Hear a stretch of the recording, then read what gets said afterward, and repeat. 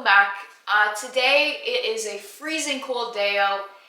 It's like negative 16 degrees Celsius, so we are going to stay inside on this beautiful sunny day, and we're going to work on some terrariums. So I got one here that I've done a few years ago.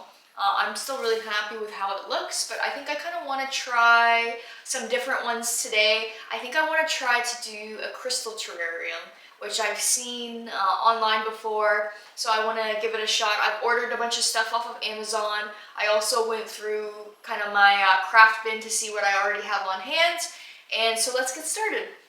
So first things first, let's start with the just the normal terrarium. So I'm going to use this bowl here. I'm going to give it, actually I'm going to take the 3 bowls that I have, and I'm just going to give them all a quick Windex just so that they're nice and pristine for us to start our project. Nice and clean. I love adding these around the house just for a little bit of greenery without having to commit to an actual plant. I don't use real plants when I do these terrariums typically. You can, there's lots of videos online of people using real succulents and stuff, but I find that I can make it look decently real without having to worry about the care for a real succulent. So that's what we're going to do. I have an idea where I'm going to put the crystal one. Well, we'll see how they turn out. I have an idea where I'm going to put the crystal one. And then this one I actually think I'm going to bring to work just for a little bit extra, a little extra something in my office. I think that will be nice because sometimes, you know, at work everything looks very industrial and minimal, and especially this time of year, you just want to add a little bit of life to your living space. I think it's important, no matter whether you're at work or you're at home, it's always important to add a little bit of coziness wherever you go. I find it helps me focus better when things are nice and clean, but well decorated and cared for. This is a super cool vase, so I'm actually really excited to use this one here. And this one kind of reminds me of a fish bowl almost. It's very heavy, but I think this one, we're getting close to Valentine's Day, so I think I'm gonna do a bit of a Valentine's Day themed terrarium in this one here.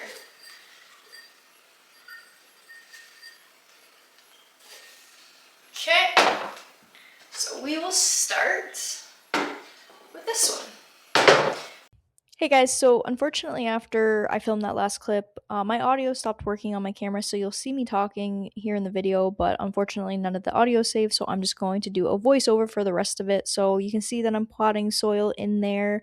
I'm using an old cat litter bin just so I don't get soil all over the place, but really cheap, inexpensive stuff that I got on Amazon, and so I'm just using that for the base. Now I'm just going in with some assorted rocks, and I found these pretty blue rocks, kind of seashell type things. Again, really inexpensive, but I find that the little pop of blue is perfect for this. And then I found this blue crystal on Amazon. I actually took a hammer and I broke it into several pieces. That way it was a little bit shinier, and the different pieces I could put in several spots on the piece. Again, everything I used for this was for the most part from Amazon. I have the links in the description if you want to check it out. Now I'm just picking what succulent I want to use for this. Ultimately, I don't go put too many succulents in these. I usually just stick to 1 or 2 or maybe 3 at the most, but I find they don't need that much, and especially when you can use things like moss to kind of cover up a lot of the surface area. And here's the first terrarium. I did go back with some moss and I put it in some spots in there. I found that it just needed a little bit more green, but I'm very happy with this and how it turned out.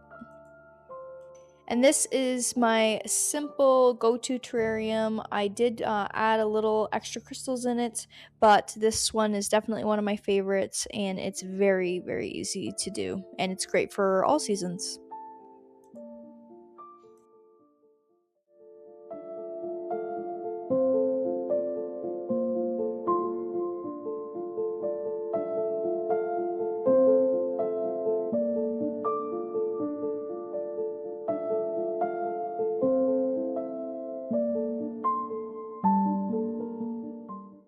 Okay, so for this next one, I am going to do a amethyst crystal terrarium. So my birthday is in February, so my birthstone is amethyst. So I'm going to use that for this. I'm going to start with some white rocks that I'm going to spread along the bottom, and then I'm going to go over top with some white sand. Once I was happy with the amount of rocks and sand I put in it, I just kind of played around with it and I put it on a slant just to kind of mimic the shape of the vase that I'm using. Then I went in with one larger amethyst and I just kind of plopped that in there. And then I took a more simple looking succulent that I kind of put in there next to it, and then I'll just basically go and fill in the remainder of it with the smaller amethyst. I tried to do a bit of like an ombre effect with the darker amethyst with the lighter. Unfortunately, I didn't have enough of the light, so I kind of just instead I did a whole layer of the darker amethyst beads and then I did the lighter on top. This one was definitely different than other terrariums that I've done, but overall I'm very happy with it. I feel like it'll look really good in like a bathroom or like near a bathtub. But it just definitely gives me the February winter vibes.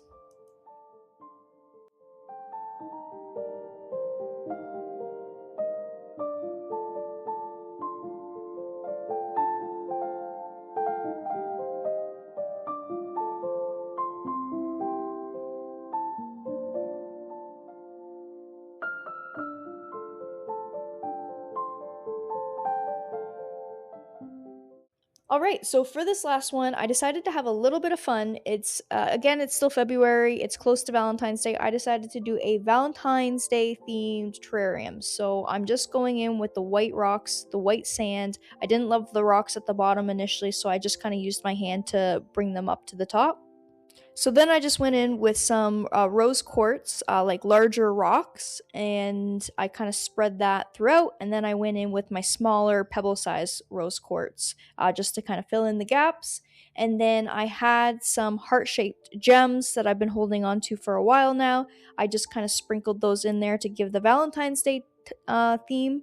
And then I also found some confetti that are in the shape of Cupid. So I just kind of sprinkled those in there as well. You can see me here kind of playing around with the succulents. Unfortunately, they were all too big for the vase I was using, and I couldn't make them look right no matter how hard I tried. So I decided to switch gears a little bit. Instead of using a succulent for this one, I actually went and got a floating candle that I had left over from my wedding, and I used that instead. And I think it actually worked out way better and it was definitely more on theme for what we were going for.